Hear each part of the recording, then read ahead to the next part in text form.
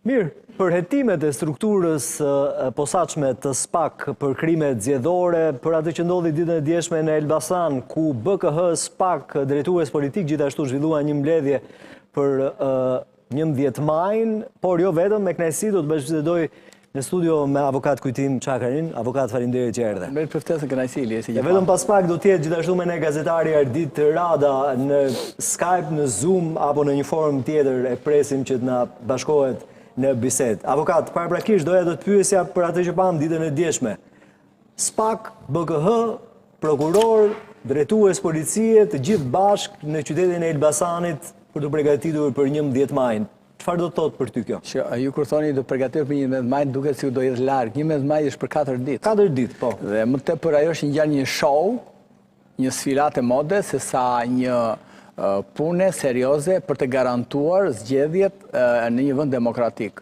Unë i kam parë këta zotrit që janë takuar disa herë bashkë, prokurori përgjithshëm, prokurori i drejtuesi SPAK-ut apo edhe drejtuesi i KQZ-s. Dhe kështu që kjo nuk përbën më asnjë lajm tani dhe problem, apo dhe drejtori i policisë po deshet ju.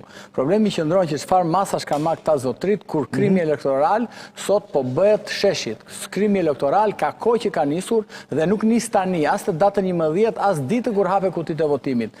Krimi elektoral i lirë ka nisur që në kohën shiko, nuk është problemi provat janë aty. Krimi elektoral, ku ne ngrihemi natën aty te lagja jon, shikojmë që shtrohet ajo gropa. Që 4 vjet apo 2 vjet ajo nuk është shtruar. Ky është krimi elektoral, sepse ti që të shtrosh me asfalt natën, do të thotë që ti po bën krim elektoral, që do të thotë që ti atë veprimin po e bën pa lejen e Këshillit Bashkiak, pra pa miratim Këshillit Bashkiak dhe pa bërë një plan biznes, plan rregullues të rrugës, të lagjes, të zonës së kështu me radhë. Dhe kjo quhet një çok politike që bëjnë bashkit apo qoftin edhe Ministria e Infrastrukturës, pra.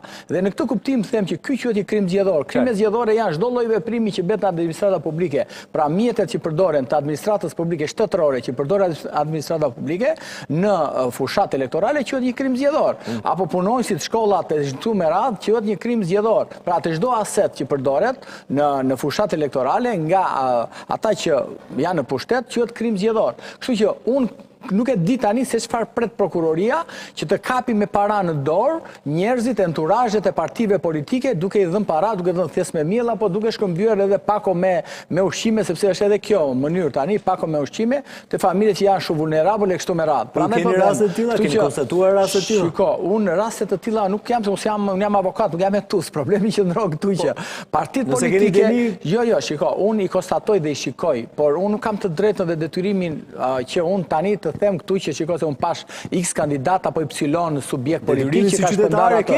Që unë detyrimin qytetar e kam dhe po flas këtu tek ju, që detyrimi qytetar është kjo. Unë kam shkuar në qytetin e Vlorës, po ta marr si shembull dhe kam në statusin tim, ku një rrugë 130 metra ishte shumë e rregullt, shumë me kanalizime kështu me radhë, më thanë disa banorë, isha me pushim në fundjavë dhe kam shkuar atje, kam bërë një status duke filmuar dhe rrugën që ishte hapur dhe ajo rrugë ishte shkuar 150.000 euro për 120 metra rrugë që ishte në rregull dhe ishte prishur dhe do hidhesh një asfalt elektoral kaq. Dhe banorët atje ishin shumë të shqetësuar sepse tashmë rruga ishte prishur, ishin prish dhe kanalizimet që ajo kishte pasur më parë dhe nuk po vazhdonte më punimet. Nuk kishte as tabela aty orientuese, nuk kishte kush i zhvillonte këto punime, kush ishte kompania, sa ishte fondi limit apo kush e kishte fituar dhe në fund fare administratori kështu me radhë. Pra, siç është e parashikuar në ligj kur ti bën një ndërtim ose një vepër publike. E kuptova. Dhe kjo është ajo ja unë po denoncoj pra. Po, 44 procedime nga ana e SPAK nuk të mjaftojnë sigurisht denoncime qytetare. Ne po bëjmë sikur në këto zgjedhje po shpikim rrotën ose në këto zgjedhje është viti 0. Jo ka patur edhe procedime, edhe arrestime. Unë di që në vitin që po deshet ju që vitin 2001 ka patur, që në vitin 2005 ka patur, në 2009 ka patur po deshet ju janë dënuar në Fjermor. Disa nga këta që ruani që menaxhonin votat si në fshatin Rushdi e kështu me radhë në Fier dhe ajo bën një buje madhe atëre. Dhe ata janë dënuar, janë nisur procedime, janë arrestuar edhe dënuar po deshet ju, shumë komisioner të partive politike në të kaluarën. Kështu që kjo nuk është një gjë e madhe që po bën SPAK-u.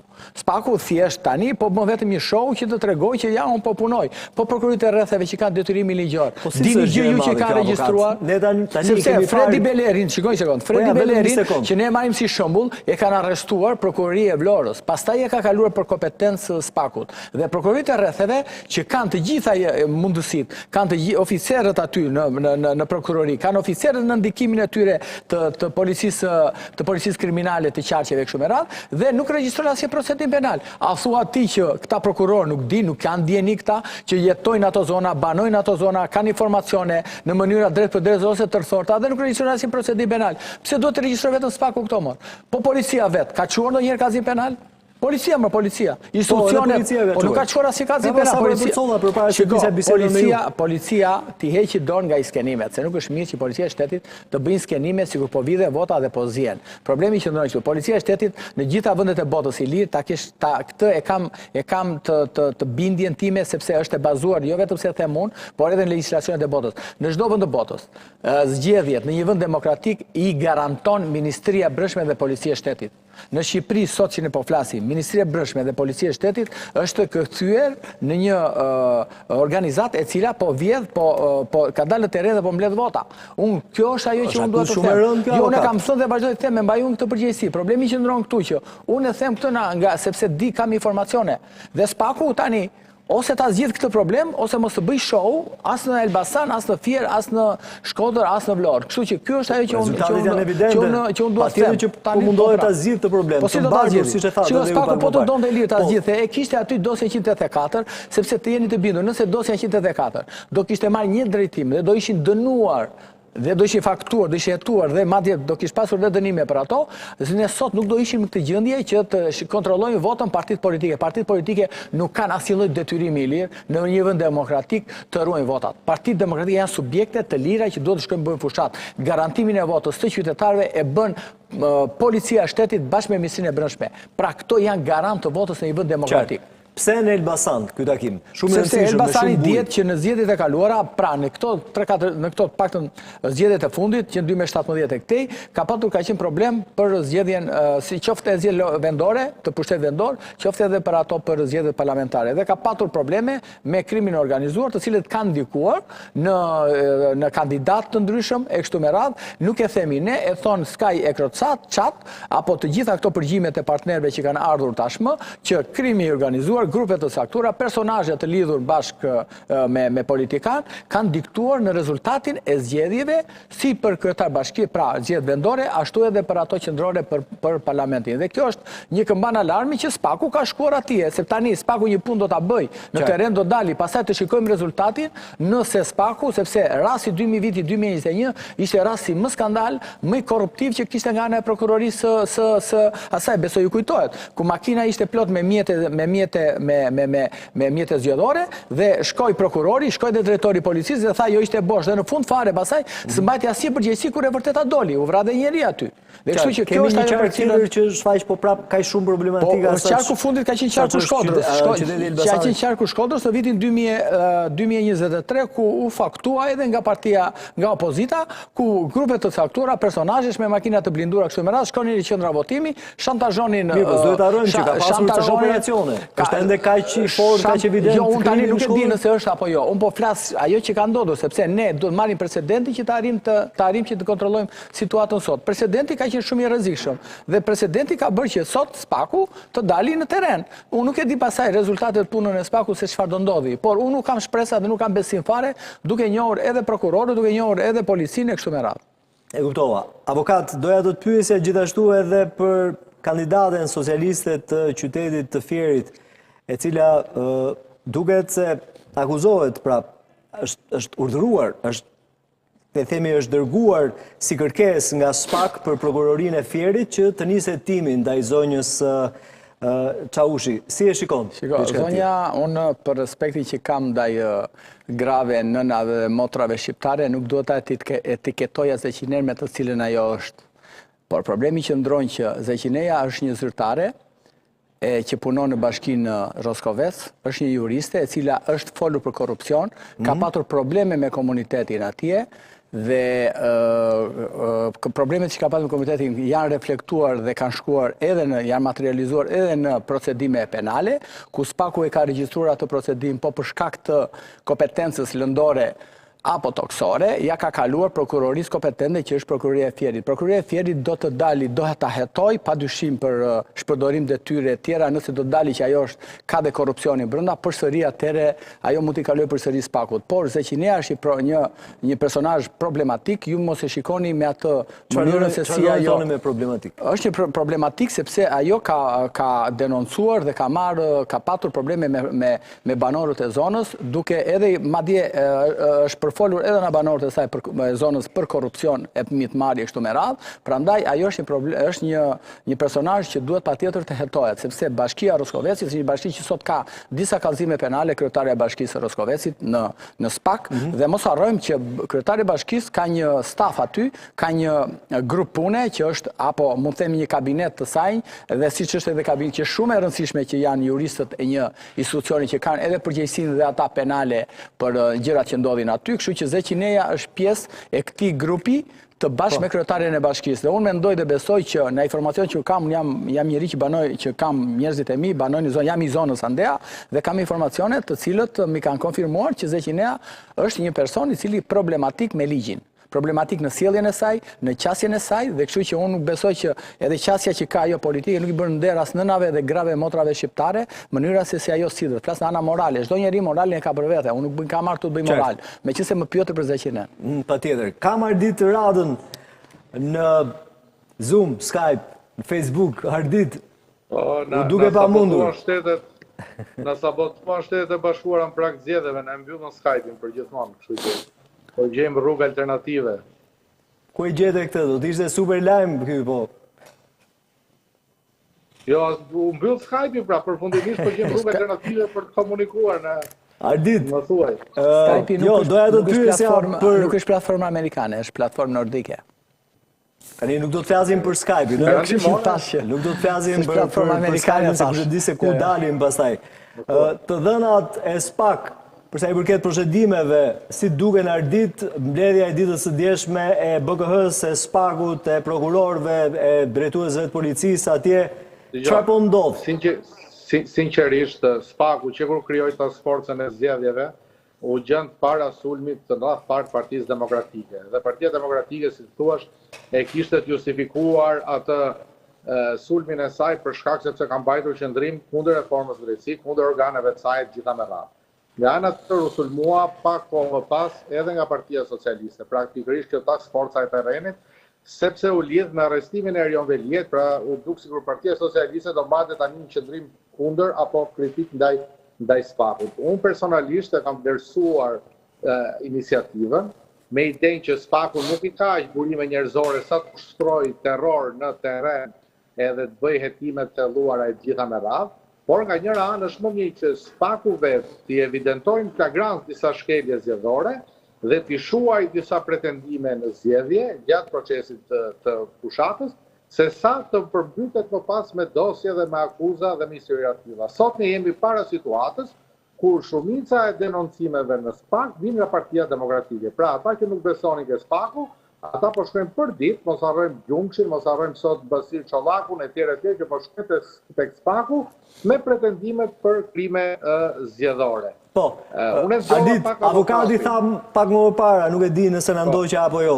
Kemi precedent më pashëm që dosje të rëndësishme që i përkasin zgjedhjeve nuk janë zbardhur, pra nuk kanë shkuar përpara. Dy dosjet e njohura janë hetuar, domethënë akuzat politike. Nga aspekti i djathtë janë që janë hetuar pjesërisht. Pra ka njerëz të akuzuar dhe dënuar për ato dosje, por opozita pretendon se ka disa figura më të larta politike që do të dëshkuar. Ai është fakt tashmë. Tani, unë gjova pjesën që avokati tha se rolin e akuzës dhe evidentimit krimeve mund ta bëjë dhe policia. Deri më sot madje e ka bërë dhe vetë KQZ-ja, as policia, as prokuroria e rrethit. Vetë KQZ-ja, po ju marë vitin 2021 për shembull, zgjedhjet e fundit përgjithshme, ka vrejtur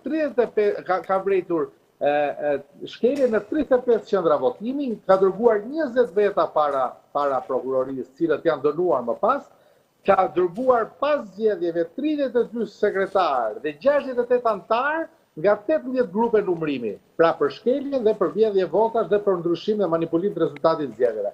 Kjo punë është bërë në Shqipëri, nuk është se s'është bërë.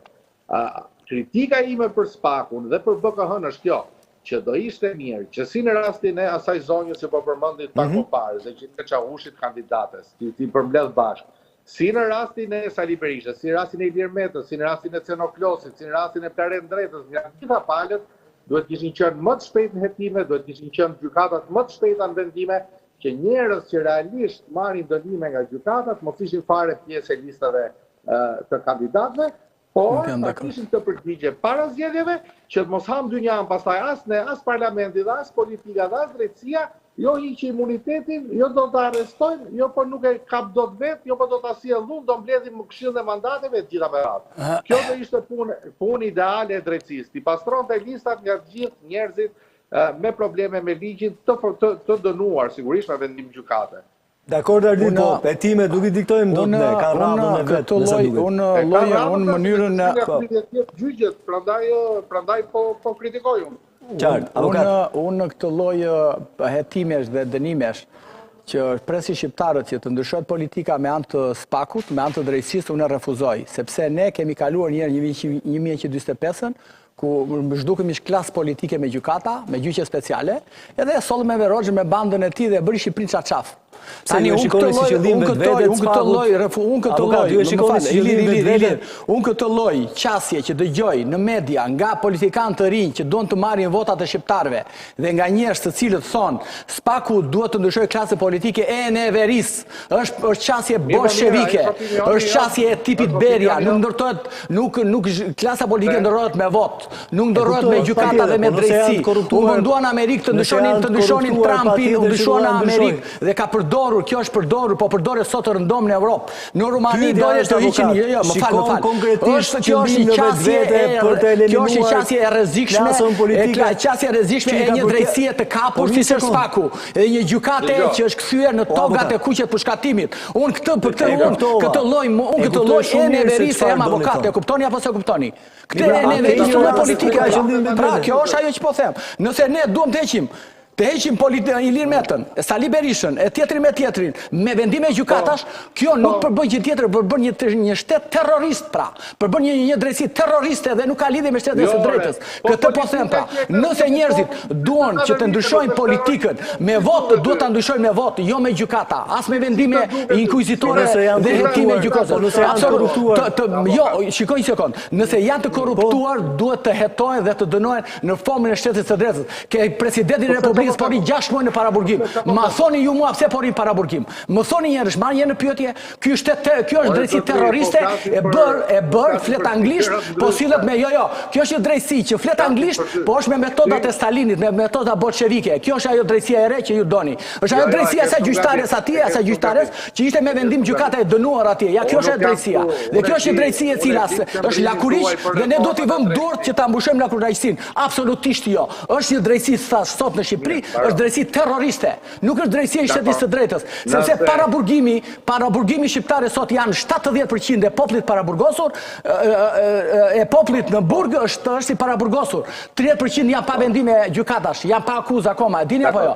Dhe ne po jetojmë në një vend inkuizitorësh, në një drejtësi inkuizitore, ky është thelbi i gjës. Tani do ta sqarojmë publikun pra, kjo është. Mund të flasim në qëse hyra me 20 minuta vonesë. Avokati nuk ka pse të irritohet kundrejt. Se ka me ju, nuk e ka me ju thonë çfarë doni. Se ka me ju, o zotri, vazhdo thoni çfarë doni. Prandaj kemi... Shiko, unë në studio nuk vi të debatoj me emra, unë vi në studio flas për parime, kaq, baron film, unë s'flas me emra, s'kam as emra, s'bëj emra unë në studio. E kam natyrën time, unë jam aristokrat nga natyra, nga rasa. Nëse një politike që e ka vjedhur këtë popull, 34 vite, dhe e ka plasur shpirtin... Nuk është kandidat Arditi. Populizëm, o Ardit. Unë e di si e kandidat, po është populizëm, pra nuk është drejtësi, unë jam avokat, do ta mbroj këtë tezë, se ju flisi për populizëm. Nuk kjo është populizëm, po pra. Qëndrimi jo është politik, unë thash këtë, një person i cili arrestohet në shtator, si Ilir Meta, do ishte mirë që të ishin kopsitur provat, Po pse arrestuan? Shikoj që erdhe te unë që është drejtësia inkuizitore pra. Erdhe te kumbra, te debati im që po them pra. Unë po them këtë, që o dënoje dhe mbaje brenda, ose leje të lirë, këtë po them. Po pse do të arrestoje? Atë po them në unë pra. Po flasim një gjë pra. Po pra. Dhe thuaj këtu, po, ti je nga ata që thua le zgjati gjyq 20 vjet. Unë dua gjyqin special o zotrin në këto raste. Ora, shiko. Jo, Ardit. Jo, kemi patur 3 herë gjykata speciale ne në këtë vend. 3 herë kemi patur gjykata speciale, kemi dështuar me të 3 rastet, kemi bër 3 herë gjykata speciale. Bëri Fanoli e mani më 24-ën, bëri me Roxha në 45-ën, bëri dhe tani Gjergj Sorresi me Edi Ramën në 2015-ën. Tani, në qoftë ju të 3 këto raste, të 3 raste ju duken një koincidencë, mua nuk janë, për mua janë të mirë kalkuluara, për mua janë për të bërë inkuizicion, sepse kjo drejtësi sot, nëse juve ju duket si popull, ju duket drejtësi, për mua si avokat që ndeshem çdo ditë, për mua është inkuizitore. Kjo është ajo që dua të them. Po pra, tani edhe mua, tash unë anoj ke 75% që i popullit që mendoj kështu. Po jo, nuk se unë sepse mendon, nuk thashë që mendon. Ti je te 25% që Arditin, ti je ke 25% që mbron që mbron gjyqtar dhe prokuror të shkarkuar për lidhje me krimin dhe pasurim, që le të kandidojnë për deputet dhe le t'i kemi në parlament. Shiko, ai gjyqtari dhe prokurori që thua ti, ai gjyqtari prokurori thua ti njerë, nuk është shkarkuar absolutisht. Ai ka dhënë dorëheqje dhe nuk ka asnjë vendim shkarkimi. Dhe nuk ka të drejtë fare kush që t'i thotë është i lidhur, se s'ka një vendim gjykate që t'i thotë ati e lidhur me krimin. Me krimin, kryetari e gjykatës speciale ka dalë e lidhur, ka dalë falsifikatore në Greqi, kryetari e gjykatës speciale. E di çfarë do thot apo jo? Ajo ka dënuar njerëz ajo gjyqtare kur ajo ka mashtruar opinionin publik dhe ka kaluar vettingun. Kjo gjyqtare ka hetuar dhe ka gjykuar. Kjo që doli dje vendimi. E pra, ju kjo do të shqetësoj. Një sekundë, avokat, me qëse e njëri i ligjit, ta qartësojmë këtë punën e gjyqtares. Tani, a ka marrë një dokument nga ana autoriteteve greke i cili vërteton që nuk është dënuar? Ajo ka marrë një dokument i lirë, shiko që ka marrë, prokurorisë Selanikut apo asaj të Atinës. Sepse unë jam në brendit të kërkesës, tani jam unë në brendit të asaj kërkese. Ekziston një dokument që e ka paraqitur e zoti Berisha. Ai dokument është marrë nga Selaniku apo nga Athina? O Ilir, shiko, nëse ti i kërkon shtetit grek, apo shtetit italian, apo shtetit gjerman, një i thua që shiko, ka dënim penal apo jo, ai ty të thotë që nuk ka. Por ti duhet ta kërkosh te vendi ku ti je ke patur problematikë. Po, jo, në Janin, pra ka dënuar qarku Janinës. Këta i kanë kërkuar, ka masa administrative nga gjyqtari Tirena Gjoka, po normali që ata nuk kanë, jo, këta kanë bërë kërkesën kështu. Ta themu që kanë bërë se kanë parë vetë kërkesën, nuk është e pa them. Kanë parë kërkesën, kanë parë e përgjigjen e Greqisë. Jo dije, e kanë parë para një muaj. E kanë kërkuar, i kanë thënë, ka masa administrative nga shteti grek, nga gjyqtarës nga Filan Fisëkes, ata kanë thyer jo, se s'është masa administrative. Kërkesi është dërguar në Athinë, po thua. Në Athinë, nuk i kanë kërkuar, ka vendim penal për këtë apo jo. Kaq. Këta i kanë kërkuar që të kërkoj unë të tatimet nëse unë kam probleme administrative apo jo. Unë do të shkoj te drejtoria e burgjeve për të marrë gjendje gjyqësore. Jo te drejtoria e tatimeve, jo te gjykata e apelit administrativ, sepse atje normalisht unë nuk kam. Dënimi penal kërkohet gjithmonë në vendin ku ti ke patur problemin. Ka shumë e thjesht pra. Po në Janin kush e bëri kërkesën atje tek autoritet? Ka bërë një subjekt, mund ta bëj edhe ti, mund ta bëj edhe unë, s'ka asnjë problem. E ka bërë Fredi Beleri, që është njeriu i përrestuar, që është dënuar nga kjo gjyqtare. Po s'ka asnjë rëndësi statusi. E ka bërë si eurodeputet, i jepet e drejta me merr atë, ju tani do të merrni te forma, merruni me forma, do të flas për përmbajtje. Derisa fole për gjyqtaren, po gjyqtaren po kam detyrimin që ta këtë, shiko, unë këtë e dia. Unë këtë gjyqtar, njëja se ka qenë në fierë, një fëmijë, nuk është unë e dia këtë. Ardit, si qëndron e vërteta e kësaj historie? Unë nuk e ka monopolet vërtetës. Jo, ti e gazetar, ti e ke informacionin e dur. Në dijenin time, historia është kështu. Zonja ka mbajtur 3 mbiemra, që këta e keq përdorin edhe e barazojnë sigurisht si këto kriminalët që mbledhin me 2-3 emra dhe kjo tani ka ndruar mbiemrin Kastile. Duhet kuptojmë që në rastin e një gruaje mund të ketë shumë arsye pse mund të ketë mbajtur dhe 3 dhe 30 dhe 40 mbiemra.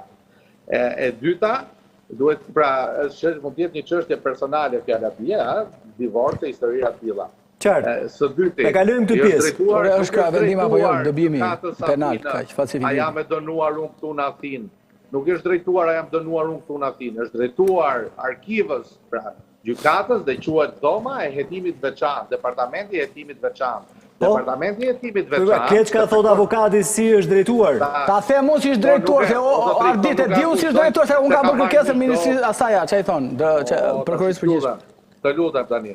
Nuk ka rëndësi se kush gjykate ka dënuar, si e ka dënuar. Zonja akuzohet nga opozita se ka kaluar kufirin me zonja është ka vendi formës prero, çfarë zonja. Dhe kur është kapur dhe kur është diktuar nga policia se pasaporta pas ka qenë falsifikuar, atëherë është hapur procesin Janin. Të dhënat për një njeri që kalon kufirin me pasaport falsifikuar dhe që dënohet me punë dhe pastaj konvertohet në gjop, ekziston që në kufi, nuk ka nevojë të drejtohesh as kujti. Që kur ajo duket e kalon më kufirin apo se kalon dot më kufirin. Pra, që këtu mbaron kjo çështja. Jo, nuk mbaron këtu, jo Ardit, nuk mbaron këtu, se ju doni ta bëni soft, nuk mbaron këtu kjo histori, Ardit, nuk mbaron këtu, se mos e bëni soft historinë, se nuk është aq soft ajo sa doni ju ta bëni. Nuk e prova që bëhet fjalë për këtë. Jo, ju e bëni shumë të bukur, e folklorizoni, e bëni shumë kaq sa më shumë. Që është e njëjta Irena Gjoka, nuk ke prova ti. Se Irena Gjoka në Shqipëri mund të jetë 40. Po si orë Irena ka si orë s'ka prova. Zonja vet është drejtuar me numër personal ID-e dhe i thot ky numër i pasaportit. A ka bërë prokuror ka qenë avokatit grek. O zotri, o Ardit, ka bërë prokurja ka qenë avokatit grek. O Ardit, ka bërë prokur në Fier te noteri XY që ne prokura është ka dalë dhe ja ka qora atje pra për të hequr, për të marrë problem, për të hequr atë, për të përfaqësuar në gjykatë dhe nuk është dënuar me masë administrative, është dënuar me penalisht dhe në Greqi, nuk është si në Shqipëri, ligji penal, procedura greke ka që kur merr një masë, kur dënohesh penalisht, dënohesh edhe dënim plotësues që është ai me gjob. Pra, i ka të dyja, nuk është si në Shqipëri. Pederit që i kishin përkthyer kështu e kishin, nga greqistja që është dënuar me gjob etj. Problemi është që nuk e vërtetojmë dot pra, sepse ju tani shif të them unë diçka, meqense ju mbani dhe qendrim politik në raport me drejtsinë. A bëni merak ju që eurodeputeti i Greqisë, pra ky që interesohet për mbiemrin e kësaj, dhe ka 4 mbiemra dhe 3 emra, dhe nga Interpol Athina na vjen një përgjigje në për të dhe thot, para 20 vjetëve kemi kapur me 6 pushk dhe 2 pistoleta. Po çfarë rëndësie ka kjo? Ja, ky është relativizimi që kërkoni ti bëni juve në kësaj historie. Po s'është kjo historia. O zotri, ka dënim, s'ka dënim, kaq. E ka deklaruar te që KPK-ja, te KPA-ja dhe te institucione. Ore, të them diçka unë, të të them Ardit, vetëm 30 sekonda për ta kuptuar. E dini ju Ardit që ne kemi një institucion që quhet DSIK-ja, e dini çfarë është? Drejtoria apo sigurimi informacionet klasifikuar, që ka larguar prokuror dhe gjyqtar, sepse para 10 vitesh kishte takuar atë shokun e tij, kishte pir kafe dhe ai shoku i tij merresh me gjërat palishme dhe DSIK-ja ja ka dhënë informacion KPK-s, që pra Komisioni Pavarë Kualifikimit, si kontakte të papërshtatshme ose padëshirueshme dhe ja larguar nga sistemi prokuror dhe gjyqtar për kaq gjë, ose ka dhënë DSIK-ja informacion që shiko se ky ka bërë atë, ka bërë këtë, po pa vërtetuar dhe sot ka ja larguar nga sistemi gjyqtarët. Ku është bërë kjo për Irenën? Dhe pastaj thanë dhe ting Irena që mua 100 milion lekë që më dali tepër mi ka dhënë ish bashkëshort e burrit. Po tani Donalini me këto se u bën bajat, mos u bëm qesharak me institucionet shqiptare që janë qesharake më burr tani. Ti drejtoju KLG-s dhe sqaroj si çështje, sepse unë nuk e mbroj as heshtjen e KLG-s dhe të KLP-s dhe QKK-s. Që për 10 veta që blokuan fugonin e Erion Veliaj, vajtin zoni deklarat për shtyp mbas 3 minutash. Të zonin që i hedhin akuzar, po lekët e vet nuk çohen, as ta mbrojnë, as ta sqarojnë çështjen. Edhe me këtë nuk jam dakord. Ardit, ka rënë, e dikush halli është se këta do ta mbajnë reformën që ka dështuar, do ta mbajnë me zor. Po ka dështuar, ka rënë, është mreti Lakuriq, nuk e çaj bën asaj historie më. Ky është problemi. Ju vazhdoni besoni te ekuizicioni, edhe në kohën e komunizmit kishte njerëz që besonin te gjykatat e drejtësisë me Roxhës ore, se nuk është ndonjë gjë e madhe. Po të pyesje shqiptarët në kohën e diktaturës, thoshin, drejtësia funksionon se vetëm nesër emër popullit. Do të kemi mundësi që ta diskutojmë në një moment tjetër, avokat. Faleminderit shumë. Ardit, përshëndes. Faleminderit. S'kishim gjë personale Ardit, absolutisht jo, po përderisa u hap çështja e gjyqtarës Gjoka, na duhet ta ezauroni më sa kishim mundësi patjetër. Avokat, faleminderit. Vetëm pak minuta publicitet, rikthehemi. Duhet që